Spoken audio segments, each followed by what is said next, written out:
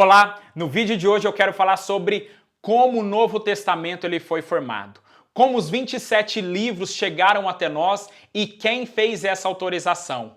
Qual é a história que existe por trás desses 27 livros? Mas antes, deixe o seu like aqui no vídeo, compartilhe esse conteúdo com seus amigos e não esqueça de se inscrever no canal, porque toda semana tem vídeo novo por aqui.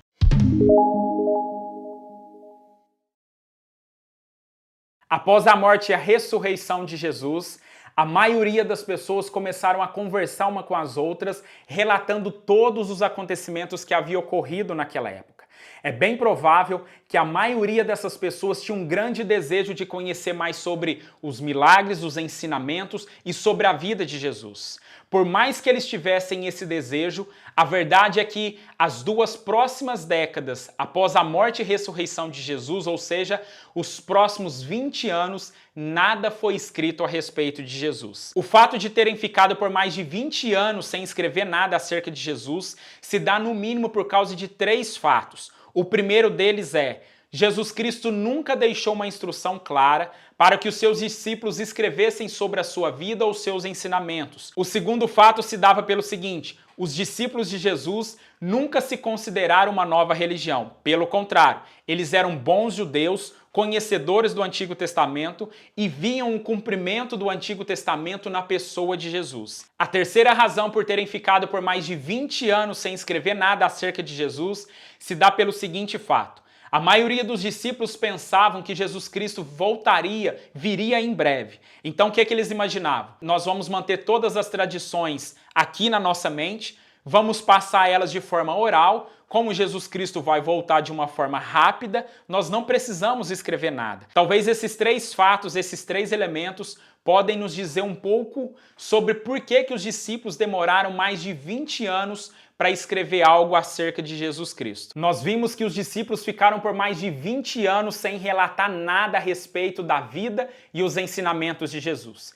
Se você tiver a oportunidade de ler um livro a respeito de bibliologia, manual bíblico ou panorama do Novo Testamento, você vai notar que cada autor ele vai relatar uma data diferente. Por exemplo, existem autores que dizem que o primeiro livro foi escrito no ano 50 depois de Cristo. Outros autores vão dizer que isso ocorreu no ano 60 depois de Cristo.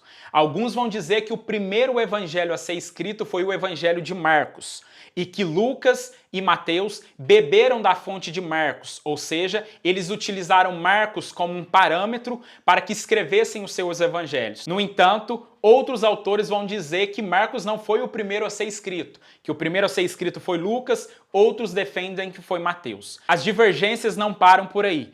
Outros autores vão dizer que Paulo escreveu 3 epístolas. Outros defendem que Paulo escreveu apenas 11, que 2 Timóteo e Tito não têm o estilo literário de Paulo. E sem falar, é claro, na carta escrita aos Hebreus. Muitos defendem que essa carta foi escrita pelo apóstolo Paulo. No entanto, você vai encontrar autores dizendo que foi Barnabé ou até Apolo. Uma coisa fica clara: as divergências são muitas, mas uma coisa que é mais aceita entre a maioria dos autores é que o primeiro livro foi escrito entre 45 e 55 depois de Cristo. Esses autores acreditam que o primeiro livro a ser escrito foi uma epístola do apóstolo Paulo. Algumas características são importantíssimas para que um livro fosse aceito pela igreja primitiva. A primeira delas é: o livro deveria ser escrito dentro do 1º século. A segunda característica se dava pelo seguinte: o livro precisaria edificar de certa forma a igreja primitiva. O livro era escrito no 1º século, ele era divulgado entre a igreja, só que esse escrito deveria edificar a igreja, seja moralmente, espiritualmente ou intelectualmente. A terceira característica é a mais importante: o livro precisaria ser escrito ou por um apóstolo ou por alguém próximo a um apóstolo. Por exemplo, você vê nos 27 livros que compõem o Novo Testamento, você tem Mateus e João, que são discípulos, você tem Pedro, que é discípulo, você tem o apóstolo Paulo, que era um apóstolo e escreveu 13 epístolas, mas ao mesmo tempo você tem Lucas, que não foi discípulo de Jesus, ou seja, Lucas foi aceito porque ele foi alguém que andou próximo a um apóstolo, o apóstolo Paulo. Lucas acompanhou Paulo na maioria de suas viagens. Então, essas 3 regras eram fundamentais. O livro precisaria ser escrito no primeiro século, deveria edificar moralmente e espiritualmente a igreja, e a terceira característica, o livro precisaria ser escrito por um apóstolo ou alguém próximo a esse apóstolo. Depois que esses livros começaram a ser escritos, eles foram distribuídos entre os primeiros cristãos.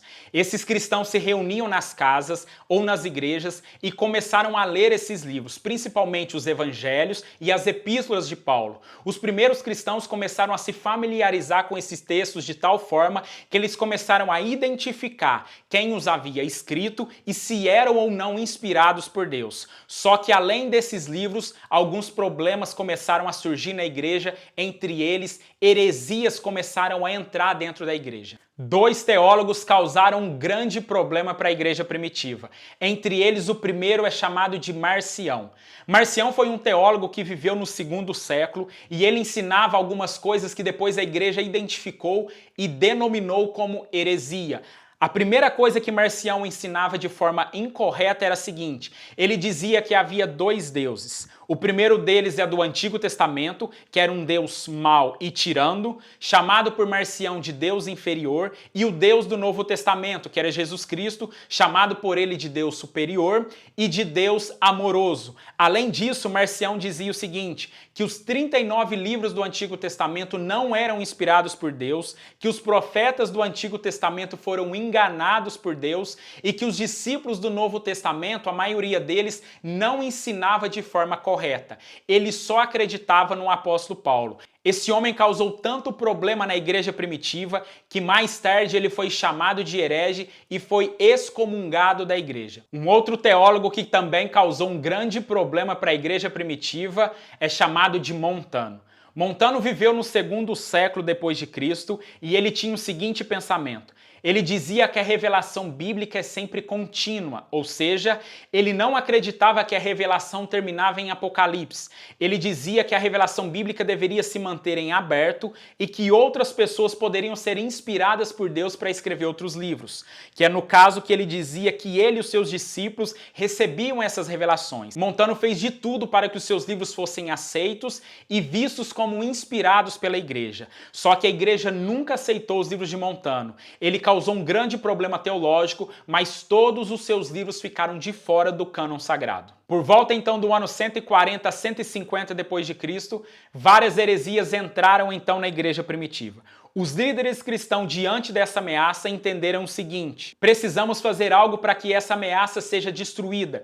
Eles entenderam que precisavam selecionar quais livros iriam fazer parte do Novo Testamento, instruindo a igreja e dizendo o seguinte: esse livro você pode ler, esse evangelho é inspirado, mas esse não. Apesar de estarem diante de uma ameaça evidente, eu estou falando aqui por volta do ano 140 a 150 depois de Cristo, a verdade é que eles demoraram mais de 200 anos em debate para escolher quais livros iriam fazer parte ou não do Novo Testamento. O fato de demorarem mais de 200 anos em debate para escolher quais livros iriam fazer parte do Novo Testamento não pode ser visto de uma forma negativa, pelo contrário, deve ser visto de uma forma positiva, mostrando a seriedade dos líderes da igreja primitiva que estavam dispostos a debater o assunto por tanto tempo para não aceitar um livro que não fosse inspirado por Deus.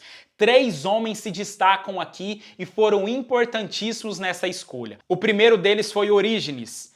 Orígenes viveu no 3º século e ele fez uma pesquisa muito importante. Ele fez um levantamento de quais livros a igreja estava lendo naquele momento. Ao fazer esse relato, ele começou a fazer uma seleção de quais livros poderiam fazer parte do cânon sagrado. Orígenes é tido como um dos primeiros homens a fazer uma seleção mais próxima daquilo que viria a ser o Novo Testamento. Os 300 anos inicial do cristianismo foi muito difícil, principalmente em relação ao Império Romano. Esse império perseguiu de uma forma muito dura os primeiros cristãos. Teve um imperador chamado Diocleciano que perseguiu de uma forma implacável a igreja no ano 303 e no ano 306 depois de Cristo. Diocleciano sai do poder e um outro imperador chamado Constantino assume o seu lugar.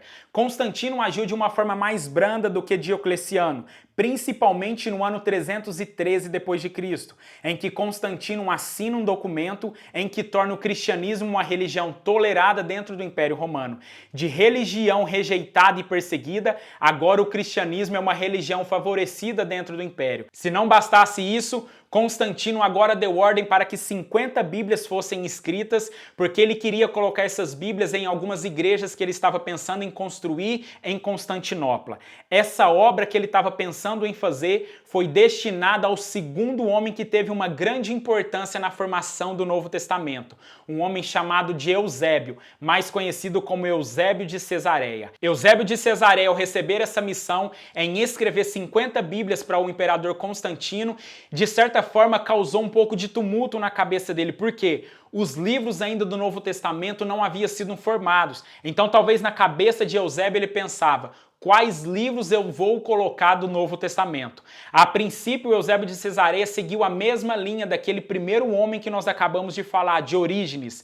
Ele fez uma relação dos livros, seguindo a mesma ótica e o mesmo padrão do que Orígenes. Não há como negar que Orígenes e Eusébio tiveram uma grande contribuição para a formação do Novo Testamento. Mas o nome que eu vou citar agora foi o mais importante de todos eles. Este homem é chamado de Atanásio. Por que Atanásio teve tanta importância na formação do Novo Testamento? É que Atanásio foi o primeiro deles a fazer uma relação dos 27 livros ao qual nós conhecemos hoje. Nenhum a mais e nenhum a menos. Antes de Atanásio, várias pessoas tinham feito listas dos possíveis livros que poderiam fazer parte do Novo Testamento. Alguns faziam 20 livros, outros colocavam 22, outros 23, outros 29. Atanásio foi o primeiro a colocar os 27 livros e isso aconteceu no ano 367 d.C. Atanásio estava ciente das heresias que estavam acontecendo na igreja, então ele precisava deixar claro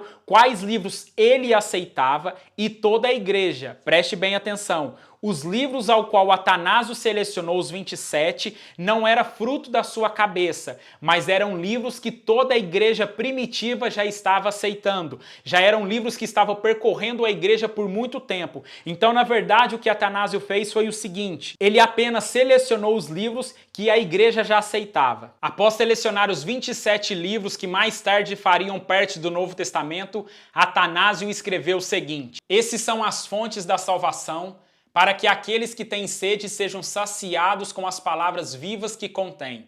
Somente nesses se encontra a doutrina da piedade, que ninguém adicione ou tire nada deles. Após Atanásio fazer a relação dos 27 livros, a igreja se reuniu por 3 vezes. É chamado de concílio essa reunião. A primeira aconteceu no ano 393 em Hipona, depois no ano 397 em Cartago e novamente no ano 419 em Cartago. E a partir do 4º século, esses 27 livros que fazem parte do Novo Testamento foram aceitos pela igreja como canônicos, ou seja, como inspirados por Deus. E os 27 livros que compõem o Novo Testamento ficaram da seguinte forma: os 4 evangelhos, Mateus, Marcos, Lucas e João, o livro de Atos dos Apóstolos, depois vem as 3 epístolas que são destinadas ao apóstolo Paulo: Romanos, 1º e 2º Coríntios, Gálatas, Efésios, Filipenses, Colossenses, 1º e 2º Tessalonicenses,